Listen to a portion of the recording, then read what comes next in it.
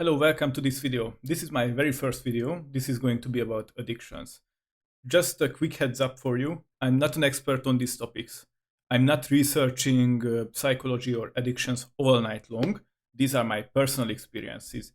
So hopefully this video will help you and give you a very good start on how you can view addictions and what can you do about them. So what you have to know about addictions, and this is just a very basic term that I use, is that addiction is a lack of something. So basically, if you lack a certain thing that I'm going to show you in this video, then an addiction will surely follow, or something negative habit is going to follow. I'm going to use the Maslow pyramid to understand it. You might say that the Maslow pyramid is a bit outdated, and you can argue against this, but basically it's still really good to understand the topic that I'm about to show you. So, if you see the Maslow pyramid, you can see that we have different physiological needs, for example, safety needs. You probably know most of it, or if you are not familiar, I'm going to just quickly go through them. So basically how this pyramid works is that you have very basic pillars or needs, and if one need is not met, then you cannot go basically to the other need. Okay? So we have the bottom one is physiological needs, basically your survivor, food, water, air, etc. Then we have the safety needs. You can see the examples over here for them. What this basically means is that you need a safe environment to work in, or to sleep in, or to do anything. You can see that there are like health, financial freedom, for example. This is also a safety need, or peace, or the lack of war, basically.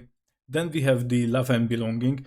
This is where basically you are in a safety environment. So of course there is a community behind you. So what can you do with that community around you? And this is where you can see family, friends, workplace, just a type over there. So workplace. And of course, like affection, intimacy, romantic relationship. So this is like your social needs overall. But there is also another social need, which is your self-esteem. And you can see the examples here, basically your achievements, goals, respect from others. So, for example, you have the physiological needs, you have the safety needs met, and you skip the love and belonging because you live alone, you don't have anyone to relate to, fine. Then you have the self-esteem.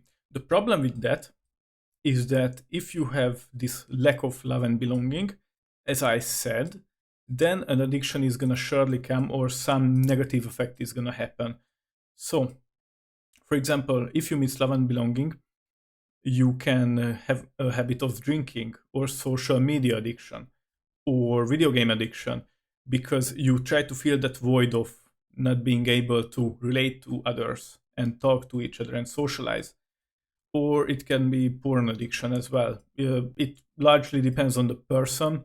There's not a cookie cutter way to explain this, because everyone else has different ways to basically solve this issue, or like solve it, because it's not really solving it. And the final one is self-actualization. This is your creativity, purpose, and pursuit of meaning. You can only have this self-actualization if all the other four needs are already met. Why is that? You don't have a clear vision about yourself, about your goals, or like about your overall purpose if you are currently in danger, like these two down here. If you don't have a community around you, like you don't know how to help people, how to contribute to the community itself, and if you don't have self-esteem, then you basically don't have the enough experience and confidence to do the self-actualization, if that makes sense for you. So, with that said, why are addictions so bad, and what can you do about it?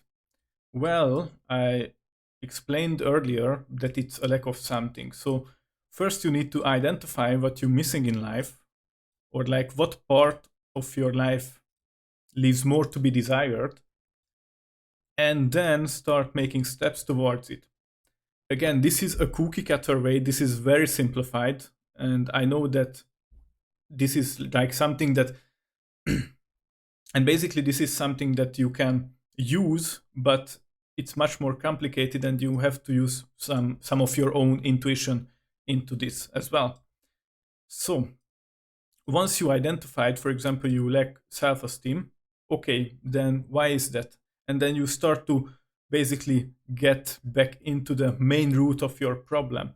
And because you have self-esteem issues, you can then explain, oh, this is why I have, for example, video game addiction, because you don't find any self-fulfillment in your work, for example, so that you have self-esteem problems. That's why you play video games. Again, this is just a generic example, but this is how you have to understand this concept. So of course, we can go through the generic things, like I mentioned already, video game addiction, there's like alcohol problems, and of course, I don't have experience in all of this, but for example, alcohol problems can be anything from self-actualization all the way to basically safety needs. So for example, again, a good example, you were a soldier like in the Vietnam War, and you have to cope with the reality that every day, every hour, every minute you can get killed. So to cope with that, you start drinking, maybe not as like a bad habit, but you sort of start getting into it. And after you arrive home safely, then this mechanism still lives inside you.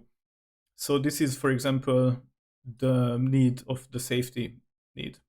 Yeah. Of course, this is poorly explained, but again, I hope you get my point. So the way you can get out of this is to not actually try to fight the addiction, because it's never going to actually lead to somewhere, mainly because you have to fight the void that's behind the addiction. So just to summarize it for you, identify where you lack in your life. And by the way, this can be multiple places as well.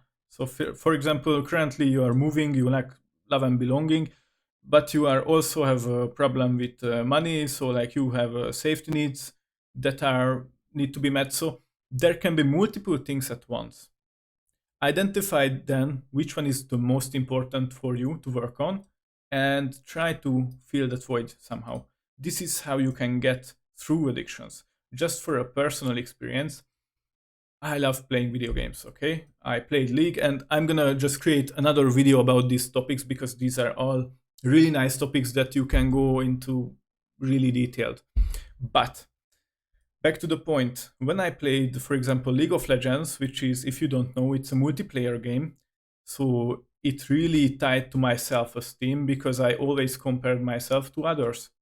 Why did I compare myself to others? Because that was the easier way for my self-esteem to gain this sort of self-respect and reputation. That was the easiest way. But after a while, I realized that, hey, there's like real life and work that I have to be doing.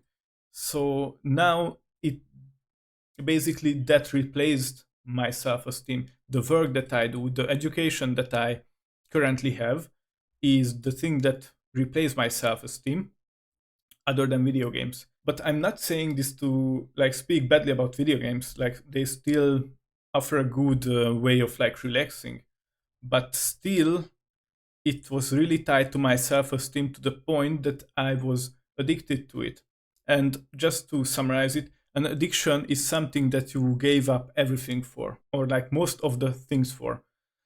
Okay, so for example, when I played video games, I don't have any relationships. I had, of course, the safety needs. As for the physiological needs, I was rarely eating. Self-actualization, just get out of here, like there was nothing. So that's about video games. This was just a personal experience that I wanted to share. I hope that this video helps you just to recognize where you are currently and what you need to improve on. Okay, this is again not my professional self-help guide for you, but this is just tiny baby steps that you can take, and at least you can see what are your weaknesses and where currently you are. Okay, bye bye.